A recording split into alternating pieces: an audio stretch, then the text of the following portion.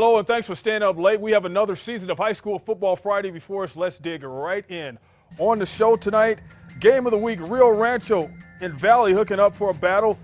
Dogs versus Eagles in the V. Spirit Stick, and of course, Skylights. They had a little delay. We'll tell you about that. Preseason favorite of Class 6A up first. Cleveland Storm hosting a fast but young Manzano Monarchs team. And with Cleveland already up 11-0 over Manzano, Storm quarterback Gabe Ortega launches a fade to wide receiver Marcus Williams. Catch is good. And that's a 12-yard score with a successful two-point conversion. Storm up 19-0. After a Monarch turnover, close to midfield, it would be a man who calls himself Landry. His last name, Hayes. LH, if you will. Takes the inside handoff, and LH breaking through the line, turns on the Jets. With less than a minute left in the first, the Storm claiming a 25-0 lead. Now midway through the second, with Cleveland driving inside the 20, it would be the quarterback, Gabe Ortega, getting ready to do big things with the cheerleaders cheering. Ortega with the pitch, Nico Papadopoulos, and he rambles into the end zone. Storm going to win it 53-0. Jim Miller and his Las Cruces Bulldogs making a trek to El Paso to face Montwood. First quarter, typical start to a season, bit sloppy. Vincent Delgadillo picking up the fumble for Las Cruces, and Rams coach Chuck Velez not pleased after just one win last season. Bulldogs give it right back. High snap, and the Rams linebacker Isaac Ciros recovers. Montwood takes advantage. Gio Cisneros hitting Chris Lara for the gain to the 15-yard line. Then it would be Cisneros up top to Andrew Perez for the score. Rams to take a 13-0 lead and go on to win it 20-14. High school scoreboard, check out these scores. Hobbs and Mayfield, that game is still going on. 34-all, and they're delayed because of weather. Los Alamos better than Milwaukee. How about Goddard going down to Clovis and getting worked by Roanhouse's crew? Centennial better than Oñate, 36-28.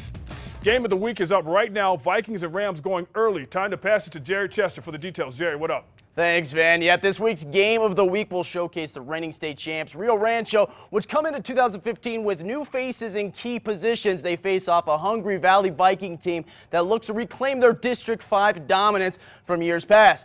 And usually we do the keys of the game, but I thought I'd change it up this year and give you the coach's key to the game. We cannot turn the ball over. Defensively, our goal is always to hold people under 35, and Rio Rancho's got a potent offense, but if we can hold them under 35, we feel like we're going to win this game. And the last thing is some composure.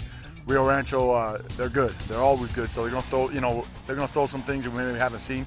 We got to be able to react to that. We've got to be physical up front. We've got to win the battle up front. Offensively, we've got to be efficient and take care of the football, not turn over the football. And defensively, we have to make our tackles and play sound, fundamental football. All right, let's get to the game.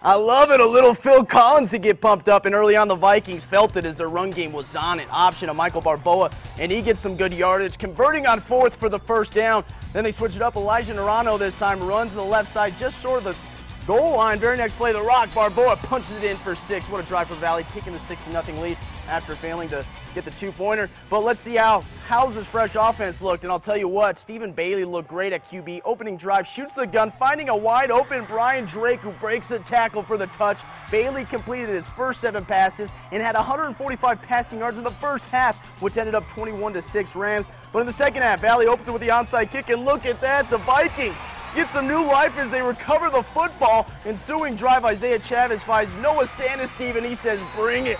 Lays the shoulder down for the touchdown.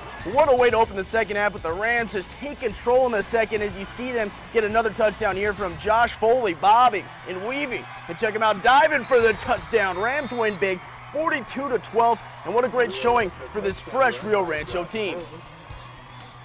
We have a lot of new faces in here, a lot of young guys, and I thought Valley came out and played very, very hard. We had a lot of mistakes tonight, and we got a lot to clean up, that's for sure, but that's what happens the first game. We're going to clean a lot of this up and get these, get these guys rolling next week. We got a tough schedule ahead of us. Yep, the Rams take on El Paso America's next at Rio Rancho at 7 p.m. next week, but now let's get back to Van. All right, thanks, Jared. Not only did Rio Rancho win the game, but they came away with the Spirit Stick in Week 1.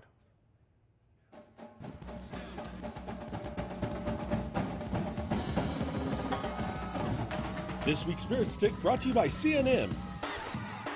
Oh, look at those numbers. The Rams taking out Belen, Artesia having a say in there, and the Valley Vikings rounding out the crew. This is what Rio Rancho looked like after they got the stick and celebrated.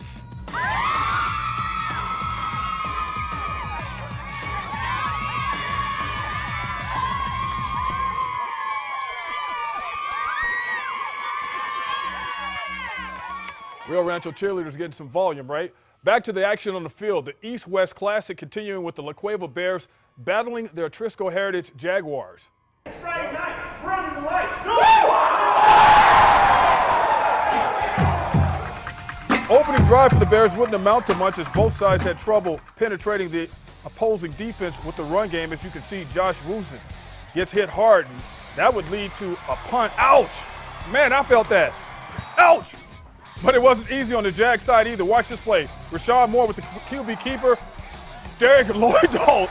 Go down, young man! Man, they're hitting in this game. One more time. Lloyd-Dahl with the suplex, huh? That was crazy. It wouldn't be until the second, as La Cueva has a great drive to start the quarter. Adam Martin punches it in for 6 as the Bears go on to lead this one now. Game delayed, a lightning delay, 20-7. They're still playing La Cueva and Atrisco Heritage. We need to step aside for a few minutes. More Football Friday is on the way. A clash of 5A Titans going down in defeat. The Belen Eagles hosting the Bulldogs of Artesia. And highlights from the sky are back on the show when we return. First, check out our cheerleaders of the week.